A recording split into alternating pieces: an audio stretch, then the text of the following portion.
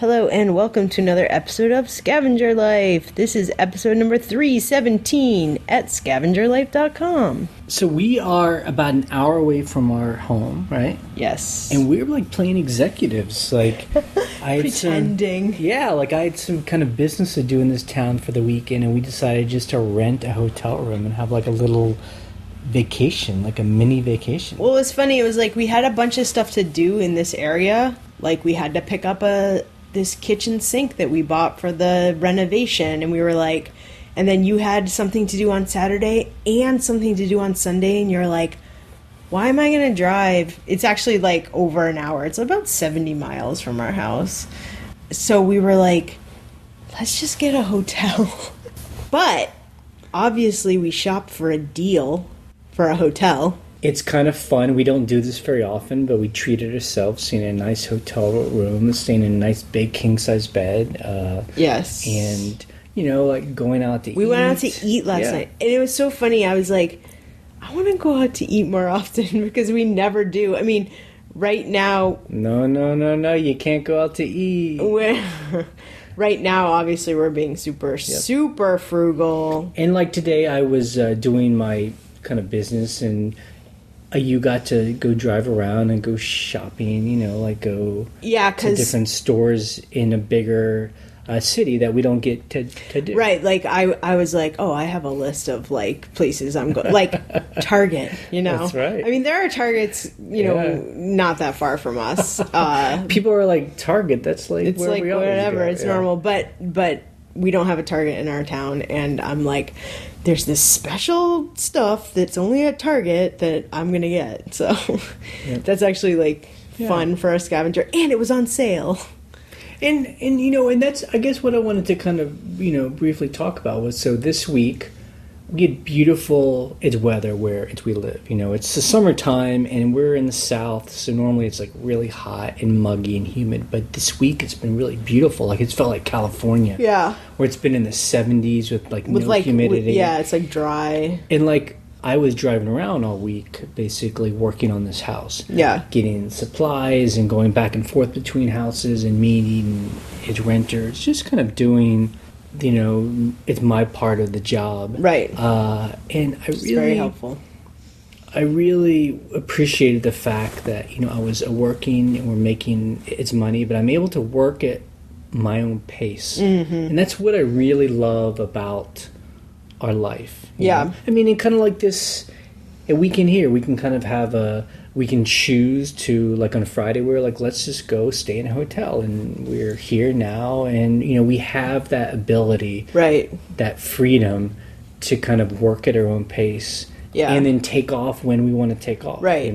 It's not like you're bogged down by, well, we can't leave work early on Friday, and we have to get home on this time. It's kind of like, yeah. I mean, it's nothing made me crazier when I work for other people, and it would be like 2:00 in the afternoon, and I would have nothing to do at this job, but I had to stick around. Yeah. Nothing made me crazier. Yeah. That my life was kind of constricted that way. Whereas now, like this past week, I'd wake up early, I'd get a bunch of stuff done in the morning, then I'd come home and I'd eat lunch. And I would take a couple hours off. Right. And just hang out at home, and I'd like read some stuff. Yeah, do your email. I would whatever. I watch this guy on a YouTube play a video game. Right. It's I love your it. favorite thing to do. Well, but like you said, it's like, I mean, and then 4:00 comes around, and I'm feeling motivated again, and I go and I have these other things I have to go do, these tasks, right? And I get them done till about 7:00, and it's great. And then I come home and take a shower, and it's like, I'm working efficiently, right? And it feels right. And never during the day I'm like, oh, I don't want to be doing this. Everything during my day I'm like, I want to do this. Well, also the other thing that's great about us making our own work is there's always something to do. There is always something to do, which can be looked at as a negative thing, and sometimes it feels that way when you're like, but my point is this. When you're an office worker, like we're talking about, like I was talking to our helper about this, and she's about to go do a full-time job, actually. And she was like, oh, like, so many times during the day, they don't have anything for me to do. Because she works there part-time now, like, less than part-time. And, you know, and I made a joke, and I was just like, well, you know, you always have something to do here. There will always be something to do. And that's the way it is, you know? Well, I mean, I just want to make it very clear, though. I mean, there's always something that we can do. Right. I mean, it's endless, and that's a great thing. Right. But there are very few things we have to do right now. Sure, you know? sure. I mean, there are obviously things like we have to ship things like that Right, stuff sure. has to happen. But there's even wiggle room on that. You know, it's not like it has to happen get right this at minute. this moment. Yeah. Just by a certain time. So I think that's a good thing. Like, things have to get done eventually. Yeah. But we can choose when to do that. Right, which is That's what I the love. flexibility, Right. yeah. And, exactly. And I'm just telling you, and you just have to picture in at your mind, I'm driving my silver Toyota Tacoma. Yes. Window down. Sun is shining. It's beautiful. The mountains. It feels like California. We live in a valley, so there's a mountain range on both sides of our valley, and I'm just driving down the kind of like it's not a highway, it's just It's just like a country road. Yeah. There's no one on the road, and I'm just like, this is great life. You know, I just did one task. I'm gonna go do another task. You know, I got a list on it to my phone, and I'm just kind of going from place to place, getting things done. Yep. And I love it. Well, and I'm thinking, what am I gonna make myself for lunch? May I joke with one of my friends? I have a friend who lives in our town who's also kind of doing similar things to us. She's like renovating a house. She's like trying to build a business, blah, blah, blah. And, you know, we live in a tiny town where there's like not that many like hip young people. There's like a tiny handful. And we're so busy, we can barely hang out. Right. Like, we're both so busy. And it's just so funny because you would think, you know, like people outside are like, who lives here? What do they do? There's nothing to do here. And we're just like, when you're building your own businesses and doing your own projects, you're like constantly busy. You're always doing things. So, you know, anytime like we have a friend who actually just emailed us recently just to kind of catch up. And, you know, I always joke with her, like, we sell old shoes online. Like, that's what we do. Well, you guys were television producers together. But she knows what our life is really like, and she just says, you guys are living the life, because she still works for somebody and she hates it, and I always tell her, she's like, gotta grind. Like, if you take that leap of faith, and you're willing to work hard for it yourself, then you'll never not have things to do.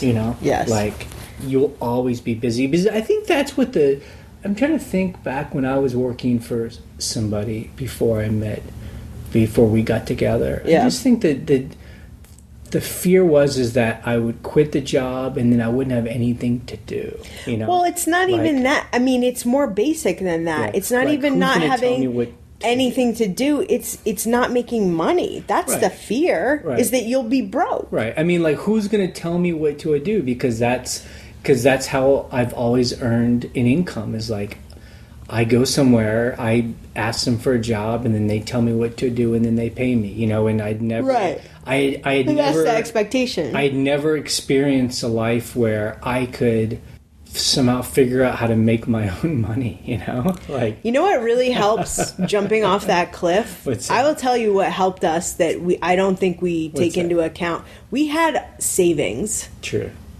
I had amassed a large amount of savings. Right. And I did that. It wasn't like I had mommy's money. It was like I had saved all this money so that I could jump off the cliff. I saved money too. No, and you did too. And that's actually how we were able to buy our house eventually, because we didn't spend all those savings. But you had enough of a buffer that you're like, if I can't figure this out right now, I can pay rent and then, you know, keep figuring it out. I worked a job for 6 years, and I was saving $500 every month. Like, I had them. You're so smart. Take it. You're ridiculously smart. I was just like, because take it away from me. You know, I'm sure some people have these jobs where, like, they have these things where they'll match your money, or they'll put in a certain amount of money into your retirement. Right. And when you get the job, they send the HR person or the financial guy. It's my guy. He was a Hasidic. He sat down. It's with me, and he had the curls on the hat, and that's great. Like the perfect person. And he was like, "What do you want to do?" I'm like, "Well, let's just take out $500." I did that too. Yeah. And they directed what I had them do is it was an ING account. I don't know if those still exist. Those orange. I don't think they do. The ING, and you got like a percentage on your savings. It was like a high interest savings. So I was like, I want you to direct deposit X amount every month, or I'm sorry, every paycheck to this ING account. And actually at one point it was like such a big chunk. It was like more, I was like saving more than I was taking home. I was just like, just put it away. I don't want to see it. I never spend money. I was living rent free because I was like managing a building, all that stuff. So it's just like, I was a scavenger from day one, that's for sure. So that did help. That did help. That does help. But anyway, I always think that if you don't like your job, it's not worth wasting your life for it. That's it. Okay, podcast is over. The end. No. We never have to record one again. Yeah. I mean, and I will wrap it up on more of a positive note. Just imagining what freedom is like, and that freedom is just being able to choose how you spend your own time. Yes. That is like a freedom. That's the ultimate freedom. Like some people wait till they're like 60 or 65 or whatever, and they like wait and and they spend their whole life dreaming like I'll get an RV, or I'm gonna buy this little farm, or I'm gonna get a dog. And then they just die. So don't die. Okay. I love how you said that was the positive take. Like, what? Death is a positive thing. Oh my god. Are we really going to get into this? Because everything finally ends. Yeah, you don't have to worry about anything. The pain will end. You don't have to worry about money. Don't worry. Okay. I do want to... Let's talk about eBay. Okay. Before we talk about eBay, I do want to... We are still working on this and keeping an eye on it. So we have a forum along with this podcast. Yes. Some of you are a part of that. Those emails that you can get from its forum have been going into spam folders. I know it's going into our spam folders, and we're marking them as not spam. We're trying to work with our server guy to fix it. Today, they started showing up in my email again. Right. So again, if you are depending on emails from a forum to keep up, and they have not been showing up in your email box, check your spam, and mark them as not spam. And look, I tried to do a little workaround for all you nerds. We can talk about it online. I don't want to bore people. I tried to do a plugin on WordPress to fix it. It wouldn't work. It wouldn't work. So we're working on something else, but we're not. We're working on it. Yep. But we don't want. We would hate for it to become a vacant lot. No, not at all. Yes. Okay, let's talk about our eBay week. We actually had a pretty good week. I mean, it felt slow on some days. It's been slower. Yeah. But we have not, in my opinion, hit the kind of slow weeks we had a year ago. And we talked about this driving to this hotel. It's vacation we're having. Staycation. Yes. So we were thinking about why last year we were having slow weeks in the summertime where we were making $50 a day. Oh my god! Where we were making $5,000 in a month. A month, and I know that's. I mean, we're grateful for that, but that's not what we're accustomed to. Right. With our amount of volume. And it's Ryan brought up a good point. Yes. Yes, I did. We had our friend Vic come in February. Yes. And he spent a week in our town and showed us how to sell on Amazon. Right. And that's when we did our big Amazon FBA experiment. It was all last year. And like a lot of stuff we went all in, and we were sending in stuff to Amazon a lot. All through it's summertime. I think we sent in 1,500 items. Right. So my recollection of last year was a lot of Amazon boxes going out and not really listing on eBay. Right, because I don't think I was listing on eBay. Right, because we had a big eBay inventory, and so eBay would continue even though we didn't sell stuff. But we definitely saw our sales drop. Yes. And, when we were hoping to make that up with Amazon, we did okay on Amazon, but then... Yeah, everything changed. Talked about it. It's before, the idea is we could, sell open box stuff on Amazon, but, we made the mistake of not categorizing it properly. So people were thinking they were getting something new when it wasn't really totally new. It was an open box. And then even when we did categorize it as used or open box, people would still be upset and would return it, and so we just had. It's two eBay scavengers trying to do the same thing on Amazon, and it didn't work. And then Amazon changed their fee structure for storage, and then it was just like, forget it. Right. Never mind. I'm wondering if that's why we're having a better time now. I think it's part of it. And we'll see. The summer's definitely not over yet, but it's now the beginning of July, so we're doing okay. Another thing that happened is we started getting back into clothes. Yes. And so I'm noticing that, a significant part of our sales are clothes. Under between $20 and $30 clothes. And that has been helped by having a helper who's able to get through big piles of clothes that would slow us down. She's very quick. She's great about that. So, it's interesting to remember kind of that cascading effect of choices that we made from a year ago. I think it made a difference. Yeah.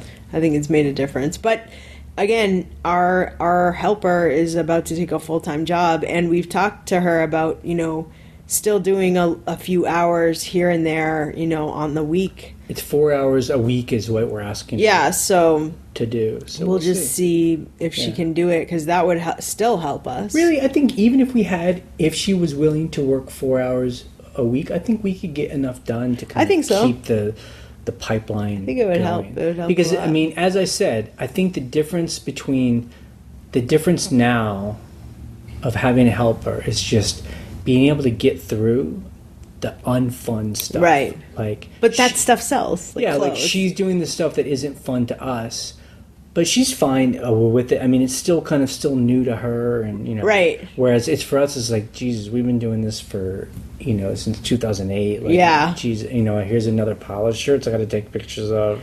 But that being said, because I agree with that sentiment, but at the same time, you're like, I still enjoy finding those clothes because I'm picking them out and I like them.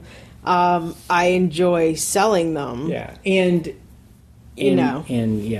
it's just nice. It's a luxury to be able to have someone else do that. Yeah, absolutely. Okay, something else that happened on eBay this week: moon boots. Oh my God, this is so ridiculous. So someone has a trademark on moon boots. This company in Italy has always had a trademark since the 70s. Yep. So if you title an item and call them moon boots, eBay will send you a Vero. A Vero so takedown. The interesting thing was they sent me a Vero notice and they asked me to change it to take the name off. The stupid thing that I did was I took the name off the title. I retitled it, but I forgot to look in the description, and I had something like awesome moon boots in the description. So while I thought everything was cool, a week later they're like, okay, we're definitely taking this down. 'Cause it even said it in the email, you didn't change your description. And I was like, oh, I totally didn't see that. And so it got deleted. Right, and so it's fine, but then you had an old listing. I had an older listing that I was able to relist, so. I just think it's strange, why eBay doesn't have a thing where if you're writing a title, it's somehow able to tell you, this is a trademarked word, or it's Velcro, or all these words. Like now they should where they definitely have have companies that are like, you know, really aggressive about it. Why they even allow you to say those words? list it? Because how are you supposed to know that? Here's my boots- theory. Here's my theory. I've had those boots up for a while. They're actually quite old. And they've always been called moon Right. boots. So this is what happened. They've always been called moon boots, but it's only now that the company's like, oh, we can't let people say this. It wasn't when I listed them. Right. So there's no way for them to flag that. Right. But they could now. Right. You know what I mean? Like, they just started sending Veros out. It's not like they started sending Veros out. I mean, that's my theory. That's my theory. That's your hypothesis. I'm sorry. Sure. Okay. Let's test the hypothesis. No, that's okay. Sure. Yes. Yeah, or like maybe they got an intern and they were like, just go through eBay. No, and seriously, start it's something clicking. like that. We have this tool through eBay and just click on anything that says moon. Because boots, like with the Velcro, and there's another one too. I forget which one it is. I feel like that happened all at once. It wasn't like, oh, we've known for years that you can't say Velcro. It was like everyone was getting the Veros all at once. You know, it wasn't like, you know, maybe. I don't know. It's really annoying. Okay. I will give an update on my Vero claim, because I made a Vero claim on someone because they were using my photos. That was the only way I could like get them to take it off, and they deleted their listing or whatever. Their listing's gone. Yep. So eBay what must they have should deleted do it. is just take their own photos. I mean, they can sell the item. Just take your own photos. Yeah. And then one last thing before we start talking about our numbers for the week, so that you can see how we did with Amazon. It is basically done for us. You know, we haven't sent anything in for A long time. months since it's winter time. We paid the long-term storage fees and just kept all of our stuff there. And stuff is sold. Like we had 800 things, now we have 500. So we sold like 300 things over the past 6 months. Like every couple weeks we get like, you know, $100, $200. Not even that. It's $70. Yeah, it's like, I mean, sometimes $70. So it's just kind of whatever. They are about to charge another long-term storage fee. Right. So we've just decided we are going to go through our inventory. We're going to mail back anything to us that we think we can sell on eBay. Yeah. And anything that just we shouldn't do, that we just don't think is worth it, we're going to...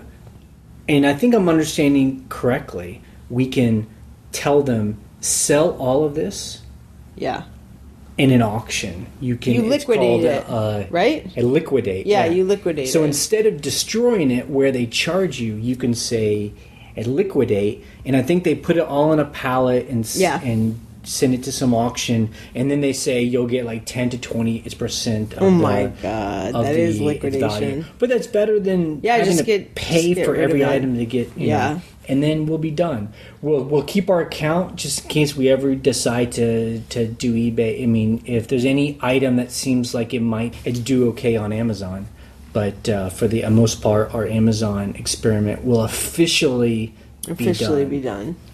How do you feel about that? Fine. Yeah. Yeah. I feel fine too. It doesn't make sense for us. Okay. Let's talk about its numbers. So this week, we sold 46 items on our main store. Yep. For about $1,700. That's great. So we sold about the same amount as we did a week ago. You know, that's funny. About $1,600. It felt like 46 items shipping. That's for sure. We'll talk about that in a second. And then our second store, we sold 14 items. Wow. For about $600. Wouldn't that be amazing? Yeah. $1,600. $600, but you know, $600's great for the if we're second making store. $500 a week in that second store, I'm happy. Absolutely. So it kind of just cranks out. And we have not enlisted anything in our second store in weeks. A while, a long time. And things still keep selling. Yeah. So, you know, $2,200 it's this week. That's great. There were days when there'd be large chunks of the day where we're like, what's going on? There was one day where we sold a $50 item, right? It was just like we sold $50. I don't think so. Really? No. Maybe, you know what? Maybe it just felt like that. There were days where there were large chunks of the day that were quiet, but we had sold things in the morning and then things sell in the evening. Yeah. I mean, you know. Look, a lot of times when stuff sells in the morning and I'm able to ship it out before the post office lady comes, it feels like nothing sold that day because I'm like, it's all gone. But if you think that our sale, so we sold $1,700 in our main store over a 7-day period. That's over $200 average. That's great. A day. So I mean, that's why I like the averaging. And people have been asking, or not a lot of people. I had one person ask if a number I just said includes the shipping costs, and the answer is no. No, it doesn't, because they pay the shipping costs. Is extra, so it's basically we don't count that at all. Like, it's money in, it's money out. If anything, we make a little bit but that helps pay our eBay fees, just really, because of the discount we get. Yeah, so, I mean, that's like eBay fee payment. Yeah. But we were talking about how we have been selling, it's more clothes, and even though I wanted to start selling more higher dollar item, what actually has been happening, we've been selling more items at a lower dollar. I know. Which is good. I mean, but what that means is you're having to ship a lot more. I mean, 46 items. I mean, but you know what? Clothing is so easy to ship. Right. That's why, like, yeah, it feels like 46 items, but you're like poly mailer. Like, it doesn't. It's not like selling lamps. Right. I mean, that stuff takes me forever. Right. Last week we sold a typewriter. I was like, oh, God. I mean, thank God it had its own box, so it's a box in a box, but it's just like, a pair of shoes, a tank top, you're like, I'm not even thinking twice about it. But normally the way you do it is you ship in it's morning, and then there's a cutoff time, right? Yeah. It's like you kind of stop because the post office lady she's on her way. Plus, I'm like, I got stuff to do. Stopped, and then you'll do. It's more in the evening time sometimes. Yes. Okay. Okay. This week we sold just the thing is we sold a lot of. It's nothing. It's really amazing. Like, we sold this thing for $500. Yeah. It was a lot of smaller things, but just stuff. Some stuff we've had for a long time. Yeah. Sold, and I'm so happy. Yeah. Like, what's an example? Like seashells. Oh my God, these we seashells. We had a lot of like 13. They're big seashells, like the size of scallop my hand. Shells. Yeah, they're used for crafts. I got them for like $1 probably 3 years ago. Oh my God. And they've been sitting in the bottom of this one bin, and finally they sold. I love that sale. I was like, get these out. And it's funny, we have another lot of like 5. I'm like, I should just send these to her too. But then at the same time, we sold some things that we have just put up. For instance, this dance Coben style pan. Okay, so dish. we talked pan dish. We talked about this. I found it at a church thrift store. It's not a church thrift store. Church yard sale. It was, I believe, it was 25 or 50 cents, and I sold it for $50. In like a week. Yeah, this guy, it just had just all this junk. Just all the stuff on a trailer. I didn't even see this thing, Ryan. I could see it. Man, I can see Coben style, 100 feet away. I was like, I just walked right towards it. I saw the little tag, 25 cents. I was like, oh yes, I'm going to sell this for $50. And I did. Yeah. Those are the best finds. And I almost wanted to keep it. I almost wanted to keep it for the renovated house. It is nice. But I'd rather make $50 on it. Totally. I talked about this at an auction I bought for... It's $50. I bought a box of pulls of like... Yeah, like wooden turned drawer pulls and finials and just this box was filled. There's so many. Ridiculous. Rim. And so it's one of those things where in the old days it would have become a death pile that it would have sat in our room for years, because it's just literally because it's so cool, but you're like, oh, do I really want to go through it? But that's what having a helper was so. She helped me do it. You went through and She helped me organize them. Like kind of by size and kind. Yeah. Just kind of randomly. And then she took pictures of everything. We got them up, and we've been selling them. So they've been selling. Sold like one for $40, 5 for $30. We bought the whole box for $50. Right. I don't know if you said that. But, so just, selling one fancy one basically paid for the whole box. You sold a lot of... It's $7 it's $51. Yep. Oh, take it. I mean, what a great sale. And I have tons more. Yeah. Although the problem with things like that is when you lot them up, people are like, oh, I just want the 1 second to the left. So Jay said, look, put it in the listing. I will not break up lots. We have mentioned this. It's so frustrating. Yeah, when you do a lot of something, of ties, of whatever, and someone's always going to be fails. Like, I'll take the blue one for $5. I'll take the blue one. Oh, You're like, it's so cheap. It's 3 matching ties of the same brand, and you just want the blue one, and I'm asking $24. Yeah. It's on sale for $21. You're just like, no, buddy. No. Yep, and we have stopped explaining to people. We just say no. It's not worth it to me because I have to retake pictures and relist it, blah, blah, blah. The whole thing. So we just, 2 things we say. Number 1, we don't break up lots, or we don't break up sets. You're like, this, come on. And number 2, I'll gladly send you the blue one for the price of all 3. That's right. That's my favorite. You can buy them all. I'll send you one. Yeah, I'll sell it to you one for full price. Right, for the price of 3. And some people have done that. They're like, just send me one. I'll pay for. You know what? People have done that, and sometimes I'll just send it all. I'm like, I don't want these other 2. Just take them. Yeah. I don't want to relist them. Yeah. But there have been times where people are like, I do just want this one thing. Keep the other one. Sell it for. Yeah. And I've done that before too. But there are other things where you're like, I want it out of my house. Okay. Next topic. Yes. Customer issues. Yes. We are in that period of time when everything's really chill. Like, we don't have customer issues. Well, we've been having returns, but they're mostly for size. Yeah, but I mean, that's not really like an issue. I mean, it's just like it's normal course of business. Right. People are like, oh, it didn't fit. I'll send it back. I'm paying for all the shit. Or here's one issue that was very minor. I had this little soap. Did you see that? I don't know if you saw that. And the guy was like, oh, you sent me the wrong one, which is hilarious. I'm like, I have 2 of these. And I did. I had 2 different ones. And I was like, I did send him the wrong one. But the great thing is, I was like, I'm sending you the correct one. You know what I asked him to do? And I don't know if this is correct or if this will even work. I said, just write return to sender on the package. Yeah. And it might get back to me. Yeah. I think if he opens it, it doesn't work. I don't think so, though. Yeah. I think you can do return to sender. Okay.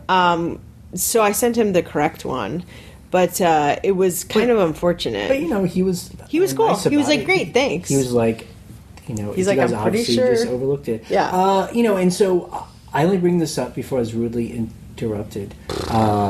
That this is what happens to us, and I feel like other people who sell on eBay, it happens to them too.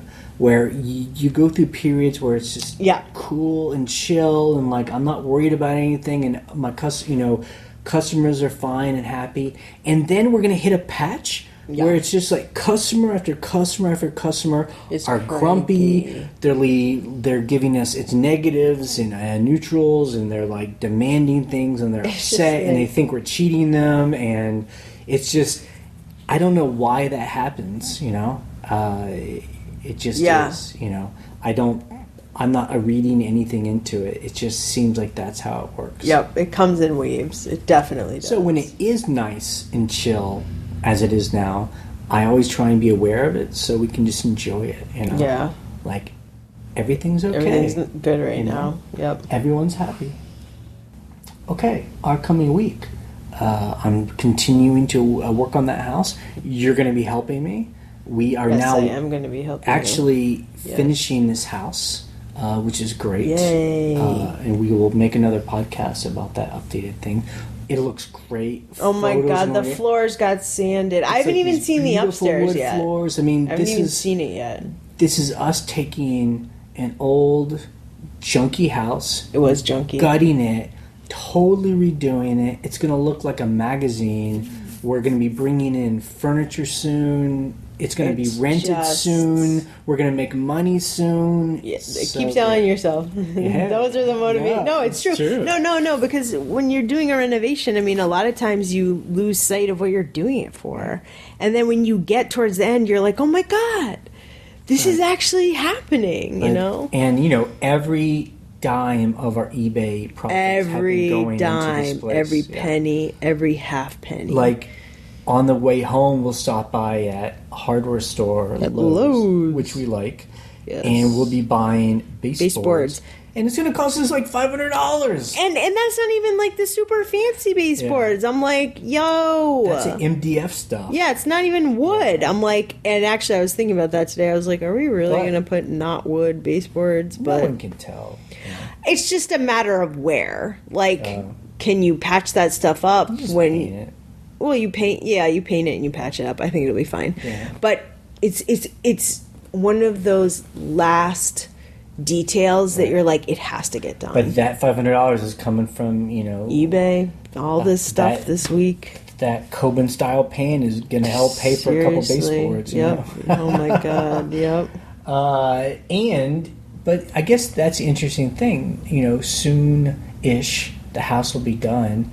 I guess I could just go back to taking pictures, You're going to have to. You're my helper. Since our helper will be gone. You know what's kind of funny? It's crazy that she was a helper from exactly day one of the renovation. Time. It was day one. It was October 20th. Right. We were like, you're coming to work for us?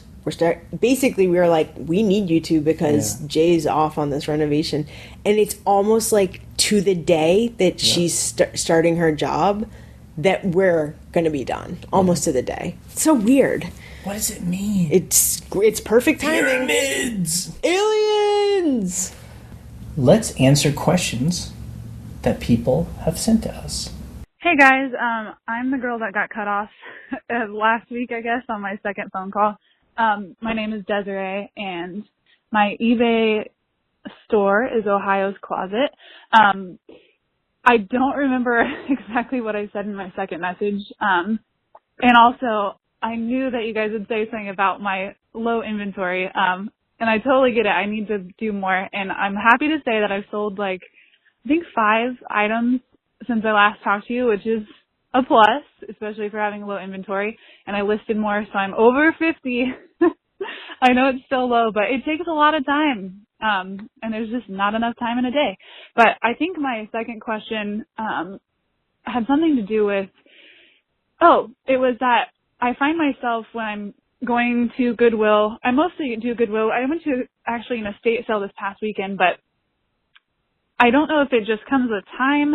I feel like you guys go to these places and you can see something across the room and go, oh, I'm totally getting that. But for me, I still don't really know what is totally, what's worth something, or I kind of follow Ryan's thing where I know you've said before, you're like, I don't know much about this, but it's sweet and I'm going to buy it. So for me, I go to Goodwill and I'm pulling out my phone constantly and looking at sold items, and I find that is really time consuming and also probably not the best thing to be doing. So I don't really know if there's a better way to do that, or if it's just trial and error and I just buy something and go, yeah, this is sweet, I'm going to see if this sells. Because quite frankly, that part is my least favorite part. I know packing for some people is like a pain in the ass, but for me, it's actually going to find the things, because I get stressed out when I am like, I don't know what this is worth. And,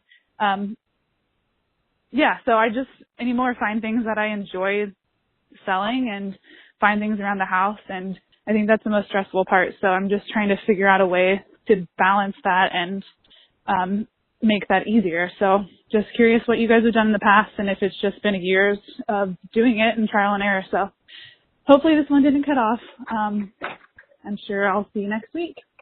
You guys have a good one. Thanks. First of all, I also do that where I'm like, this is sweet. Look,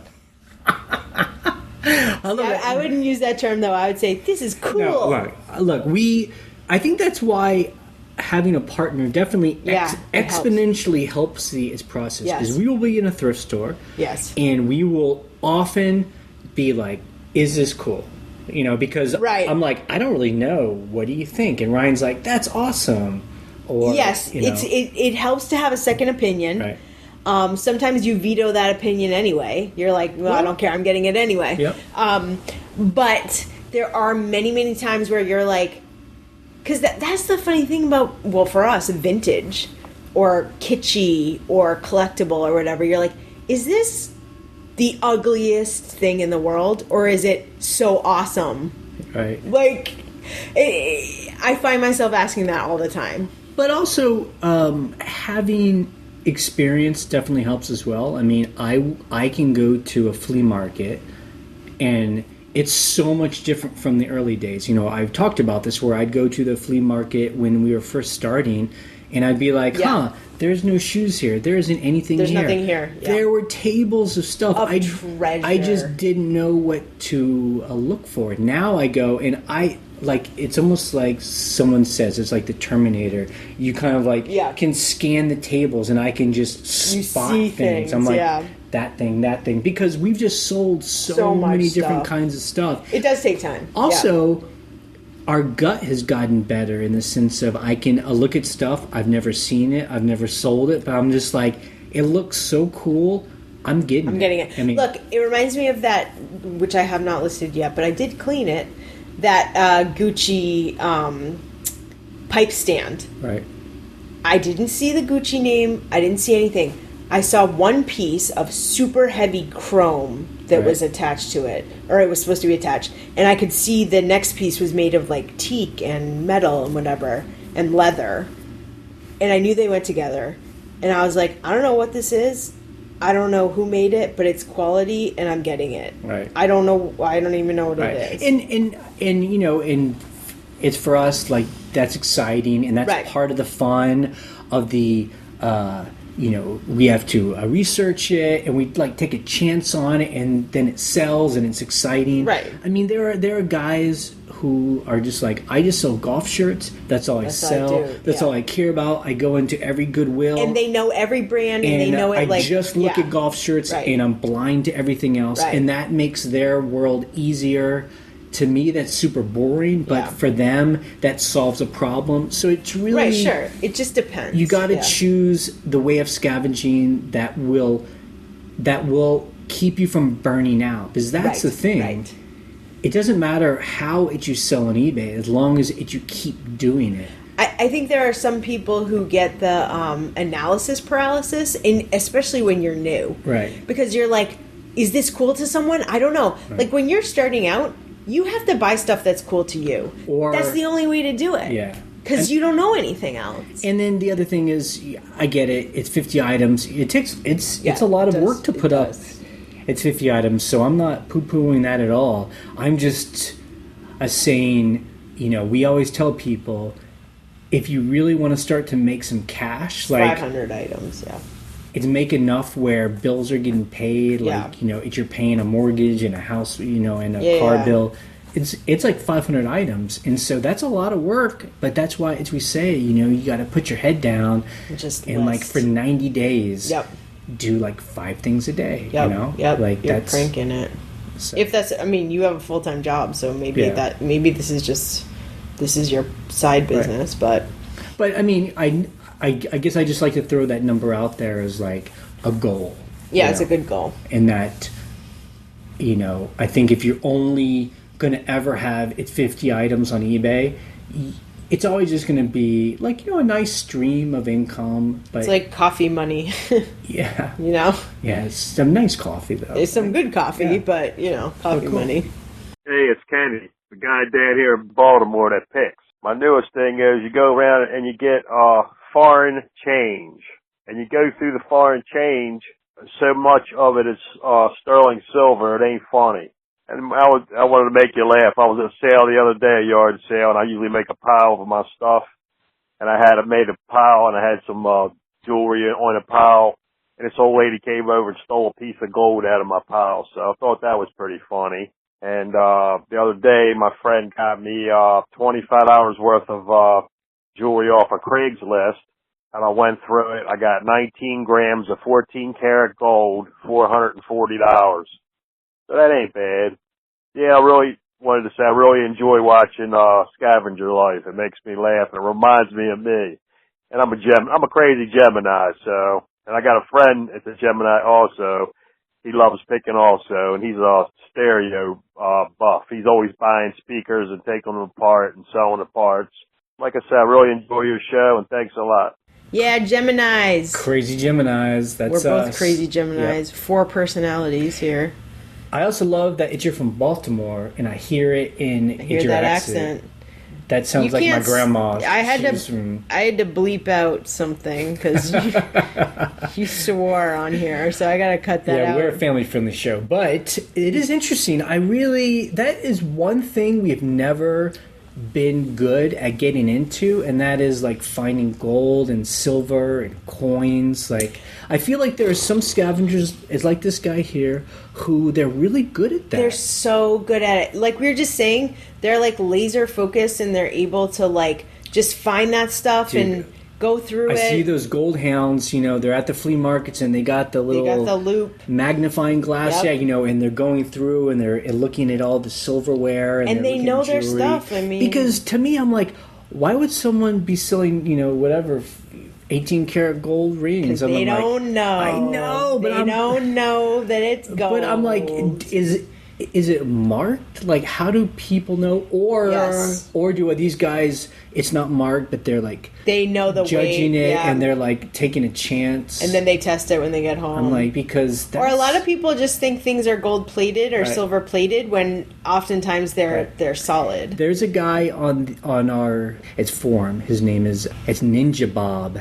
And he says that he goes to certain places and he can buy like a vase. It's like a jar full of just like random jewelry. And I'm assuming a lot of it's just kind of junk. A lot of it's like plastic beads. But he'll go through it and he'll find like this crazy diamond ring or this gold necklace or a watch. You have to be willing to test it and be sure about your test. I know.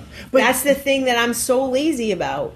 I mean, I don't know why I don't know this from our own experience, but my question is, like, why would this thrift store put in the junkiest plastic jewelry along with, like, an 18-karat gold necklace? I'm like, why would they do that? And I mean, the answer's obvious. People just don't know. They don't know. Or there's so much stuff that it just all looks like junk. Get overlooked. Yeah. And so I don't know why I don't learn and why this couldn't be something I could get excited about.